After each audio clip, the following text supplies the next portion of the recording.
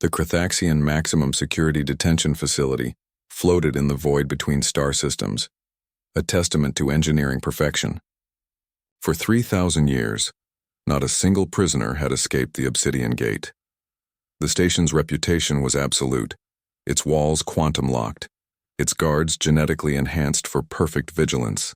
Commander Zarek stood before the newest prisoner with 4 arms crossed in satisfaction. The human slouched in his containment field, looking remarkably unimpressive for a species that had somehow stumbled into galactic affairs only 2 decades prior. Human Marcus Webb, Zarek's translator device rendered his clicks and whistles into flat English. You are hereby sentenced to indefinite detention for crimes against the Galactic Concordat. The Obsidian Gate has held the galaxy's most dangerous criminals for millennia. Escape is impossible. Marcus looked up, his brown eyes oddly calm. Impossible's just another word for nobody's tried hard enough yet. Zarek's mandibles clicked in what might have been amusement. Humans were known for their peculiar optimism, bordering on delusion. Your species is young, human. You do not understand the meaning of impossible. Our containment fields manipulate space-time itself. Our walls are composed of condensed neutronium. Our monitoring systems detect quantum fluctuations. 37 species have contributed their finest minds to make this facility impenetrable. Then I guess 37 species are about to learn something new, Marcus said quietly. The commander dismissed him. Bravado was common among new inmates. Reality would crush it soon enough. But Commander Zarek didn't understand humans. None of them did. Marcus spent his first week observing. The Obsidian Gate was perfect, perfectly predictable.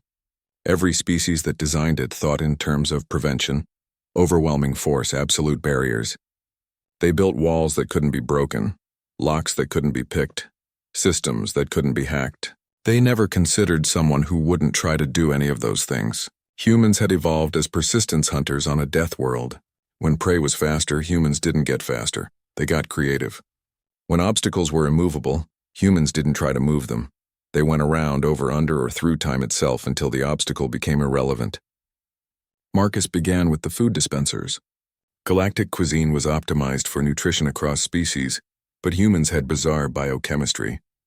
He requested specific Earth foods, pineapple, kombucha, vinegar. The guards, confused but seeing no threat, complied. After all, what could food do against neutronium walls? They didn't know about fermentation, about chemistry, about patience. Over months, Marcus created a biological culture in his cell using borrowed organics, his own bacteria, and careful manipulation of temperature through exercise and body heat. The Obsidian Gate monitored for weapons, energy signatures, and unauthorized technology. It never thought to monitor for life itself. Prisoners were living beings, after all. Background biological noise was filtered out. His culture grew. Marcus nurtured it like ancient humans had nurtured fire, that first great human hack of nature itself. The guards noticed his request for specific metal-rich foods. Genetic analysis showed humans needed iron, zinc, selenium. Again, they complied. Why wouldn't they? Prisoners needed to be healthy enough to serve their sentences. Marcus was mining. Not the walls, the food. Concentrating trace elements through biological processes his ancestors had perfected over millennia of metallurgy. His body became the furnace, his careful chemistry the crucible. The Obsidian Gate's designers had never encountered a species that saw their own body as a tool to be used and broken if necessary. Humans were fragile compared to most galactic species, but that fragility came with adaptability, pain tolerance, willingness to harm themselves for future gain. 6 months passed. Then 8. The guards relaxed. The human had settled into routine like all inmates eventually did. They didn't see Marcus carefully positioning his biological culture along the quantum scanner's blind spots, areas where the scanner's own interference created gaps microseconds long. They didn't notice him timing his exercises to his body's circadian rhythm, creating predictable metabolic patterns that trained the monitors to ignore his biological signatures. On day 273, Marcus made his move. The culture he'd grown produced gases: methane, hydrogen sulfide, carbon dioxide. Nothing dangerous in small amounts, but he'd been concentrating them for months in a makeshift bladder created from his own shed skin cells, held together with proteins from his carefully altered diet. The Obsidian Gate sensors detected it only as organic waste, nothing unusual. At precisely 0347 station time, when the monitoring staff's circadian rhythms were at their lowest ebb, a weakness shared by 83% of galactic species but not humans, who'd evolved to hunt at any hour, Marcus released his payload. The gases didn't corrode the neutronium, they didn't short-circuit the quantum locks.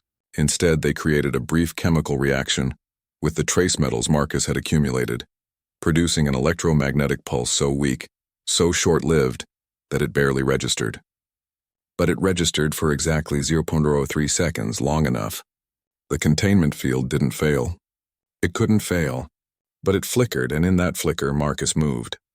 Not breaking through, slipping between like his ancestors had slipped through tall grass, patient and precise. He was in the corridor before alarms sounded, but he wasn't running for the exits. That would be impossible, just like they'd said. Instead, Marcus headed deeper into the facility, toward the maintenance cores. The obsidian gate was designed to keep prisoners from escaping into space. It wasn't designed to protect itself from someone already inside who understood that humans didn't just overcome obstacles, they redefined the problem. 3 hours later, Commander Zarek stood in his ruined command center, staring at the human who'd somehow convinced the facility's own life support systems to recognize him as maintenance personnel, using biochemical signatures that mimicked the station's native bacteria, markers Marcus had painstakingly synthesized. How? Zarek's voice crackled with disbelief. Marcus smiled, already working the commander's own console to open the docking bay. You built a perfect prison for galactic thinking. Problem is, we're not galactic. We're human. We don't accept impossible. We take it as a challenge. As Marcus departed in a stolen shuttle, every monitoring system in the Obsidian Gate suddenly understood why humans had become so concerning to the Concordat. They didn't have the strongest technology, the most advanced weapons, or the greatest numbers.